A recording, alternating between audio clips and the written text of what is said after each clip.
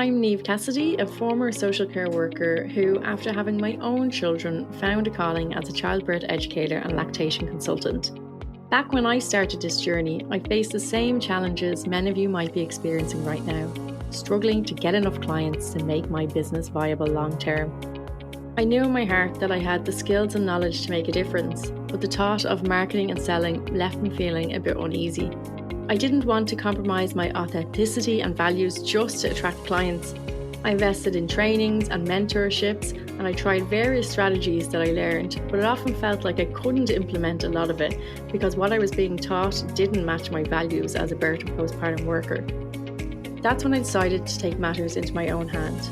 I embarked on a mission to learn, to experiment, and to find ethical and authentic ways to share my expertise, support my clients, and build a sustainable practice.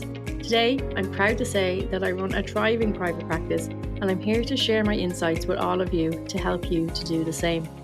Join me on this journey as I help you bridge the gap between your passion for supporting new parents and the success you deserve.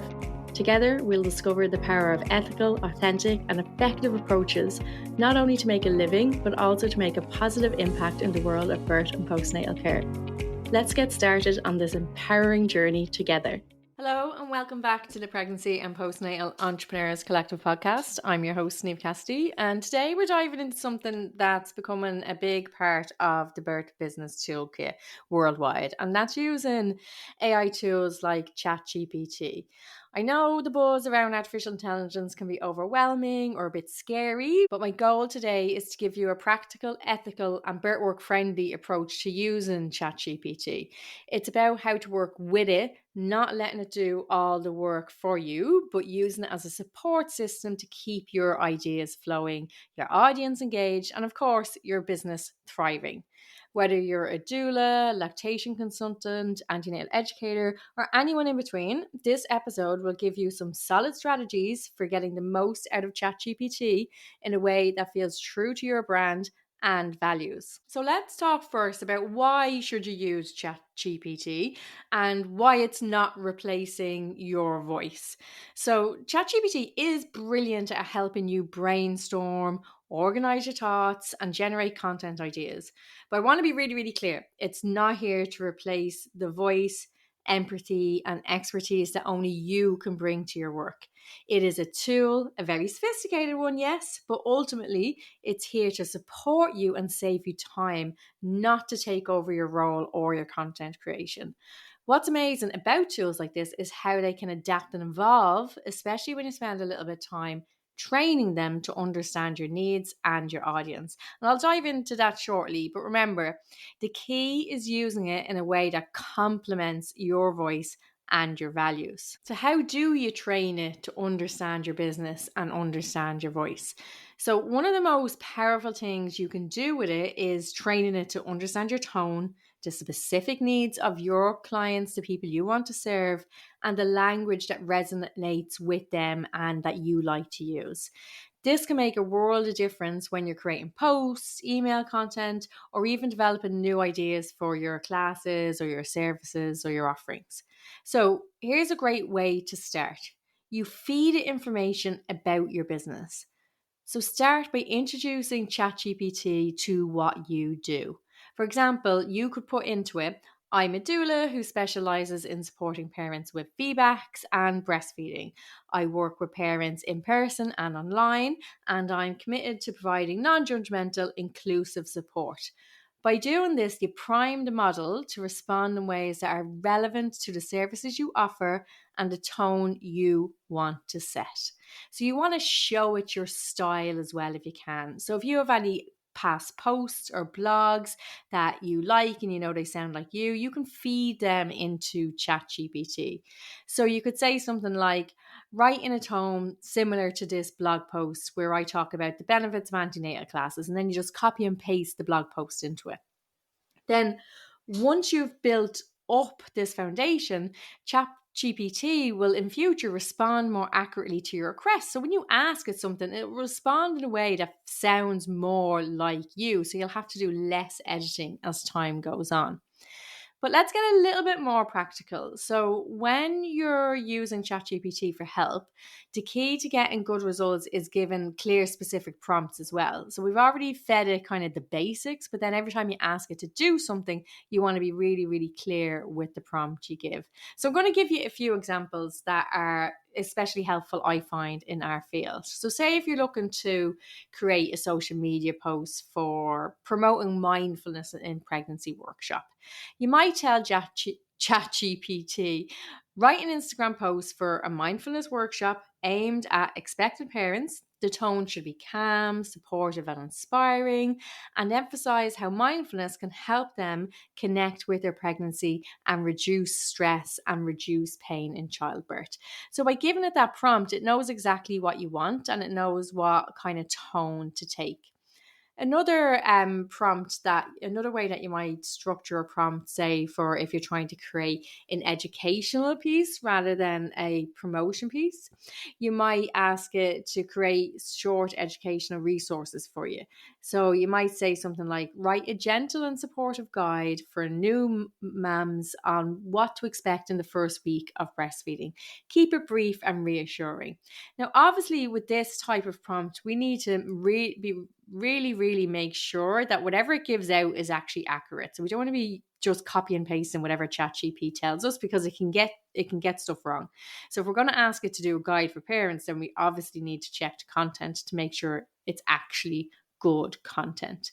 You can also use it for longer content like blogs or outlines for, say, YouTube videos, and it can be really great at organizing your thoughts or putting some structure on what you already have an idea about.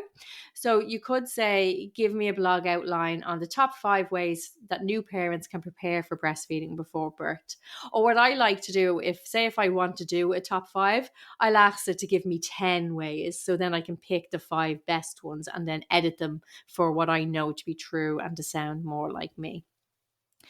Also, like, ChatGPT can be used to help you keep up to date and to keep your information relevant. And the beauty of the AI tools like it is that they evolve just like social media trends do. So, say, for example, inside the Nest program, I regularly update all of my lessons on social media, tech tools, and marketing strategies, because they change so quickly. And what works today could be completely outdated in a couple of months' time. So ChatGPT can be a way for you to use to refresh things, to get a new approach, or to find out what's going on that's new that you might not even know. So you can kind of use it a little bit like Google as well. So you might ask it questions even and say something like, what are some new ways to engage followers on Instagram that are trending this month? And ChatGPT will come up with whatever it can find on that. And that way you're using it as a kind of check-in tool to stay relevant, and to stay up to date. And it's something I use it for regularly when I'm updating information with my coaching clients, and like I said, for the content in the next program as well. But again, as I mentioned, you have to make sure that what it gives you is correct, because it doesn't fact check. So you need to go back and fact check anything that it gives you. Now, another thing that a lot of people are worried about in using tools like ChatGPT and other AI tools is around the ethics of it and how to use it properly, I suppose. And as powerful as it is, we do need to think about these ethical considerations, especially when we're working in a field as personal and sensitive as birth and postpartum work. So here are just a few ground rules I would follow, and I'd encourage you to follow too. So going back to what I've been saying over and over again, fact check all advice. ChatGPT doesn't always have the most up-to-date or accurate information on complex topics like things like childbirth and lactation, and it's obviously not a substitute for evidence-based research. So you can use it as a starting point, but always check the facts, especially if you're using it for information that you're going to be giving out to the public.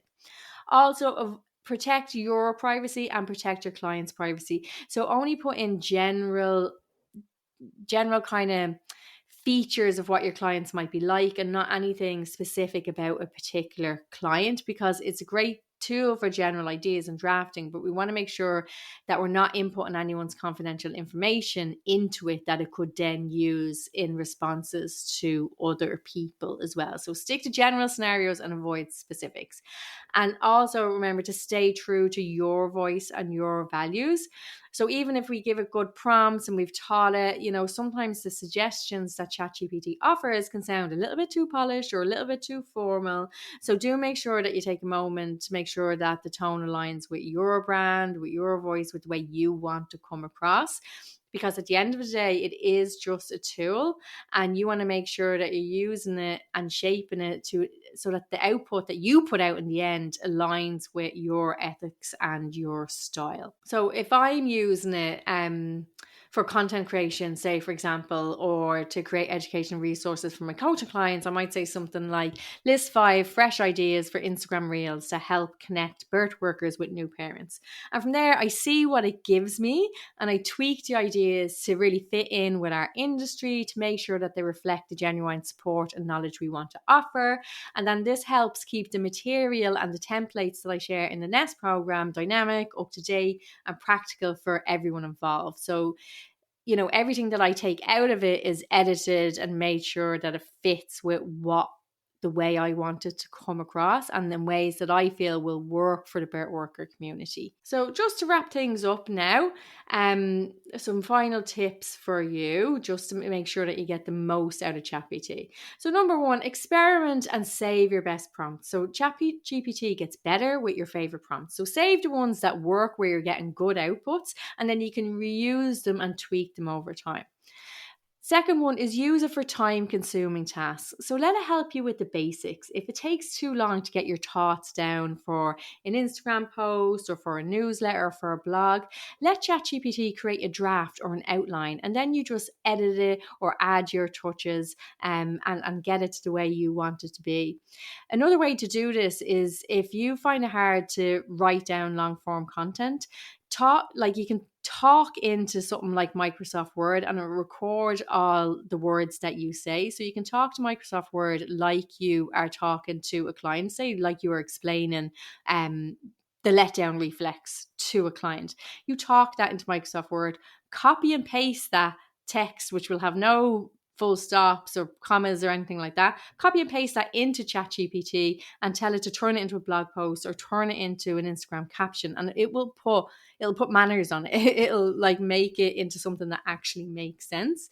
And then the last tip is just to remember to stay ethical and client-centric. So remember, you are the expert. ChatGPT is your assistant, not the other way around. And always prioritize your own insights and experience, and then just use ChatGPT to help you communicate them more effectively if that's what you're struggling with. And always, if you are looking for more ways to streamline your content and get support as you grow your business, reach out. This is what I'm doing. I'm coaching birth and postpartum workers. I have the Nest program for group coaching as well. So if you need support in this area or in any areas around the business end of being a birth worker, you know where to find me.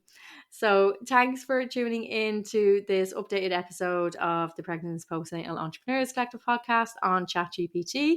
And I hope you found the tips are helpful and practical and something that you can use. So I will talk to you soon. Bye. Before I let you go, I've got some exciting news. Are you ready to make 2025 your best year in business yet? Because enrollment for the next intake of the Nest program is now open. The Nest program is my comprehensive mindset and business group coaching program designed to support birth workers like you in growing and sustaining a thriving business. With my expert guidance, practical resources, and a community that gets it, you'll be set to take your business to the next level in 2025. Don't wait until the new year to make big moves. Get yourself signed up now and start the journey to the business you have been dreaming of. All of the details are in the show notes, and I would love to see you inside. Don't forget to download your totally free copy of the Birth Workers Business Playbook, now available for a limited time only. So check out the show notes to get your link and get your copy.